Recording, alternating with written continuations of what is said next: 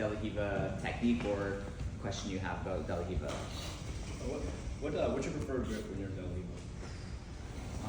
Riva? I think usually I prefer to go pant and collar, just because I like to elevate personally. And okay, use you for this. So this is just, again, just solely preference, just for like my game. But I like to play like with this pant grip and then with the collar. I find just because as I'm facing bigger opponents, I'm usually most of the time smaller than most of my opponents. So when they stuff me to headquarters, which feels kind of inevitable, these are like really good grips to like elevate off balance and start like upgrading into X guard. So I prefer usually these grip sets, but a collar and sleeve is also really good too. So I can start to like isolate one arm and start to attack triangles and mopladas and De La Riva X. But it comes down to like preference. I think everybody needs to get comfortable in De La Riva though. Just why I want to leave a little bit more time for specific is it's a good intermediary guard to like get you to other places. You can transfer to almost any guard from De La Riva. So at least having some sort of control or preference there will help you upgrade to the guard that you want, even if it's not De La Riva. Okay. Any other questions? How do you? Go ahead.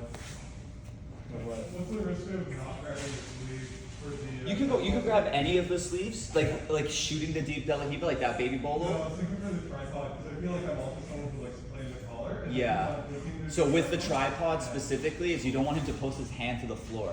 That's the risk, is like he might just catch his bounce. So I could set up the tripod with pretty much anything, but the problem becomes like when I go to stuff him, like he can put his hand to the floor and catch his bounce. So if I knock him here, like it's a race to get up now. I feel like as I try and get up, he's gonna push off the floor and come back on top. Plus he might like push or drag this leg with his free hand when he's standing.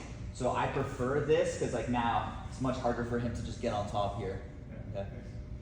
And then Cream, you had a question? How do you ensure, number one, how do you ensure to keep a tight De La Riva?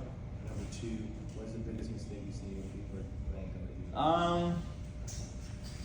I think biggest mistake is like letting this leg get stuffed without fighting it.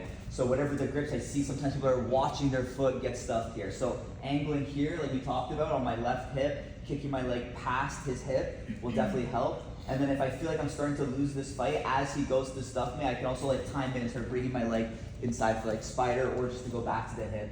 So it's hard, but managing this leg so I don't get stuffed necessarily is a good tip. And then I think also turning my opponent. If Nabil's like square to me, naturally it just pops my De La Riva hook off. So when I am here, I'm constantly thinking about like turning. And that also puts me halfway closer to exposing his back as well for sweeps or submissions. So that's another, like not necessarily mistake, but thing we often overlook is like not trying to create this angle where it's so easy just to tip him and start setting up sweeps and submissions, right? So using this foot on the hip to help like stagger his stance will give you good control too.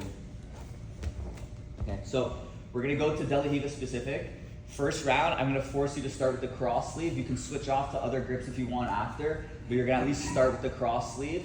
Okay, you're trying to sweep, submit, or I'd say if you close the guard, it's like a big upgrade in position. Person on top, I want you to be annoying, defend the sweep. You could try and look for some passes, but for the first round, you're going like 30% resistance. All right, 1, 2.